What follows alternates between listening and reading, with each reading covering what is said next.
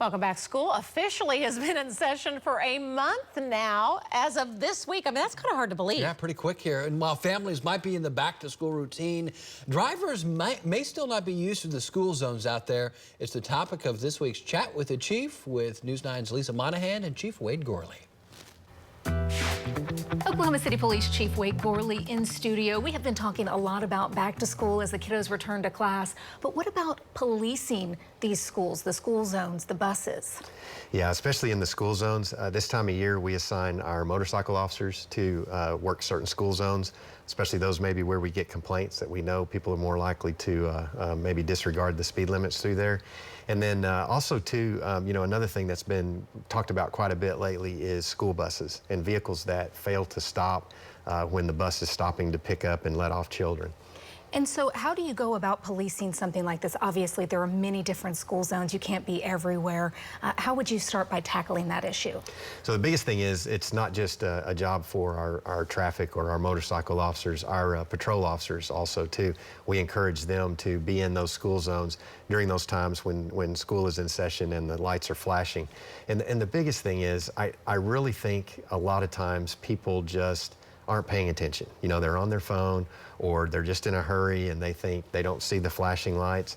But that is a very dangerous thing. And I always tell folks, you know, it's not so much about you and your actions that can cause the accident, which the speed will, but it's those kids. They're kids. I mean, they're gonna run out in front of cars. They're not gonna be paying attention, but it's not their job. It's our job to keep them safe. And so, you know, for the people going through those zones, I just say you've gotta be, you know, really careful and really paying attention, but we will, and those citations are extremely expensive. We don't have tolerance in those school zones. We will write those citations, so because we're doing everything we can to slow people down. And not just the school zones. I think it's important in light of a recent tragedy in Newkirk where a 16-year-old was hit in a crosswalk.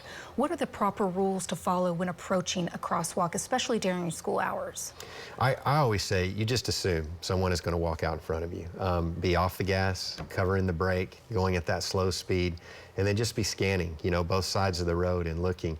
Because, you know, that person, if you're looking right straight ahead and that's all you're doing, you're not going to see them coming. You're not going to see them until it's too late. So you start scanning well ahead of time, looking left and right through that crosswalk, through that school zone. And if there's kids near the curb or anything like that, just be ready and prepared to stop. We have to be hypervigilant to keep our kids safe. Another big issue to talk about, school buses. I've seen a lot of people not stop when the stop sign goes out on the side of a bus. And you can actually get a fine for that as well. Absolutely, and it's extremely dangerous. And I never understand, you know, why people choose to do that. And we've seen many times where kids are getting off that bus, they're focused on where they're going and they're just going to run and dart across the street, but that's why the bus is there to protect them. And when you see those red flashing lights, you're supposed to stop. And we've even done operations before where we've put a police officer in a school bus, not with kids on the bus, but the bus will just pull up to areas and those flashing lights will come on, and if somebody runs past them, we'll radio to another officer and stop them. And so, because we want to catch people doing that, and hopefully through, you know, the deterrence of getting a citation, make it to where they won't do that anymore. If you have a question regarding this topic or any topic, you can send an email to chatwiththechief@griffin.news and we'll get you some answers.